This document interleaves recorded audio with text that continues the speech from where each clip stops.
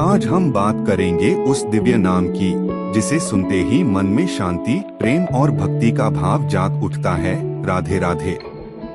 क्या आपने कभी सोचा है कि वृंदावन की गलियों में लोग नमस्ते की जगह राधे राधे क्यों कहते हैं?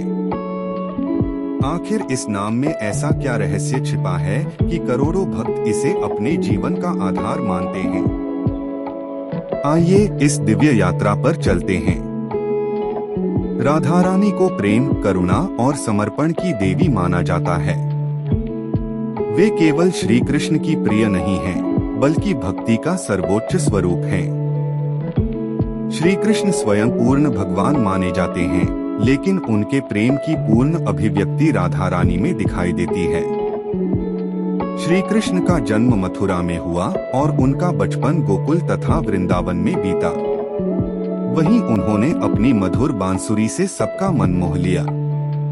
जब उनकी बांसुरी बजती थी तो गायें चरना भूल जाती थीं, पक्षी गाना बंद कर देते थे और यमुना का जल भी मानो ठहर जाता था। गोपियां सब कुछ छोड़कर उस मधुर धुन की ओर खिंची चली आती थीं। उनमें सबसे श्रेष्ठ थीं राधा रानी। राधा और कृष्ण का प्रेम केवल दो व्यक्तियों का प्रेम नहीं था, यह आत्मा और परमात्मा के मिलन का प्रतीक है। यह प्रेम किसी स्वार्थ पर आधारित नहीं था, बल्कि पूर्ण समर्पण, विश्वास और निस्वार्थ भक्ति का संदेश देता है। कहा जाता है कि जो व्यक्ति सच्चे मन से राधे राधे का स्मरण करता है, उसके जीवन में सकारात्मक परिवर्तन आने लगते हैं। मन शांत होता है, क्रोध कम होता है और ईश्वर के प्रति प्रेम बढ़ता है। वृंदावन की एक विशेष परंपरा है।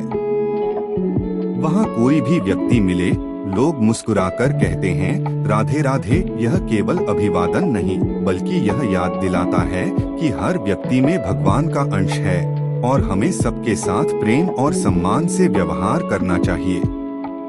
श्री कृष्ण ने भगवद गीता में कर्मयोग, ज्ञान योग और भक्ति योग का संदेश दिया।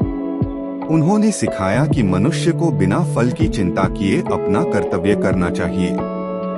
जब कर्म के साथ भक्ति जुड़ जाती है, तब जीवन सफल हो जाता है। आज की भागदौड़ भरी दुनिया में लोग तनाव, चिंता और अकेलेपन से जूझ रहे हैं। ऐसे समय में यदि हम प्रतिदिन कुछ मिनट भगवान का स्मरण करें, उनका नाम जपें और अपने मन को शांत रखें, तो जीवन में नई ऊर्जा का अनुभव कर सकते हैं। राधा कृष्ण की लीलाएं हमें सिखाती हैं कि प्रेम में अहंकार का कोई